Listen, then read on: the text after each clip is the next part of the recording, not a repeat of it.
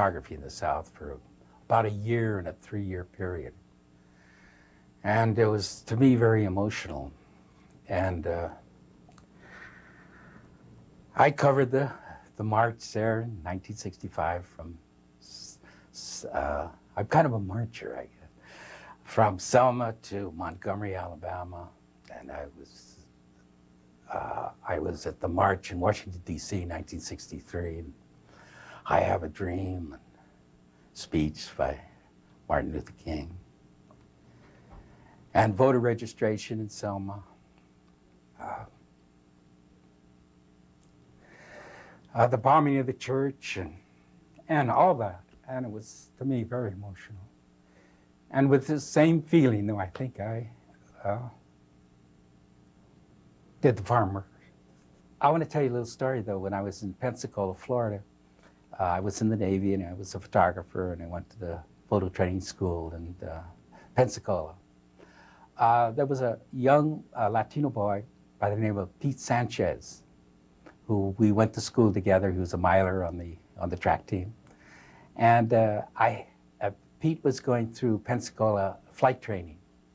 And I was a white hat, which means a listed man, and I was going through the photography program.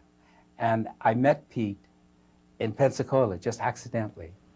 And we were in downtown, actually was in downtown Pensacola. And we were going back to the base, and we went on a bus. And we got on the bus, and they told Pete to sit in the back of the bus, and because he was dark. And you know, he was very dark-skinned. And I said, you know, and I was with some other guys, and we had an argument with the bus driver about this, so we went and sat in the back of the bus with him. This was in 1951, and a tremendous experience. I went to Visalia and stayed in the San Joaquin Valley for a little while, and that was in 61. I stayed at the Linnell camp, and I made a dark room out of my Quonset hut and took some photographs and hooked up with the migrant ministry and did some photography for them. And we went to some of the farm labor camps. And I also photographed the cotton pickers there when they were still doing it by hand. Then from 61, I went back to the Bay Area, worked a little while, got a little bit of money, and then my southern days started until 65. Then at 66, I first came to Delano. One of the reasons really that I think I got really involved in agriculture was as a kid in San Jose. I was a prune picker. Almost everywhere that you would go in the Santa Clara Valley, you would run into orchards. We were surrounded by orchards. At the age of 12, I went take my bicycle and go out to the fields and pick walnuts or prunes or berries, anything that didn't take a ladder, because it's 12-year-old. You're supposed to be 14 because you get a work permit.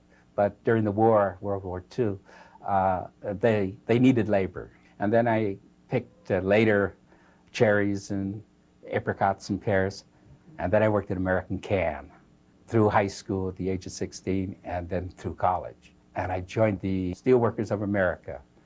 And that was my first union, and I was 16 years old. So my union is, I've been very strong union all the time. And my own photography, one of the things why I became a photographer was as a passport. It got me places. I went to Civil Rights Movement, one of the greatest experiences in my life. I got involved with the farm workers, the second, or rated evenly with the Civil Rights Movement, one of the greatest things that has happened to me in my lifetime. Would I have got there if I didn't have the camera? I'm going to say, geez, I'd like to go down to Delano today. Well, I won't go on the march, but I'll meet him in Sacramento. With my camera, I went on the entire march, 300 miles, 25 days, and with my camera.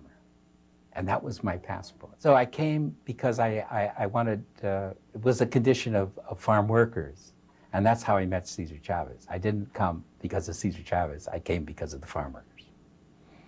But it was a great experience. I'm certainly, it was the greatest man I think I've known. the work of the farm workers was so important because these are the people that work the hardest for the least amount of work for the most valuable thing that can be produced on the earth, which is food. And for these people to get such a low wage, first of all, and to not have the dignity that they should have for doing this work, I think it's just a crime. It's a crime, and so I think we just have to work very hard for this cause. I want people to kind of feel the way that I felt when I photographed, and it might be presumptuous for me to say that, but so often I feel very much emotionally involved with my photographs. And I just hope it has some kind of feeling that kind of sparks them inside. And I hope this feeling is a positive feeling, and it makes them feel better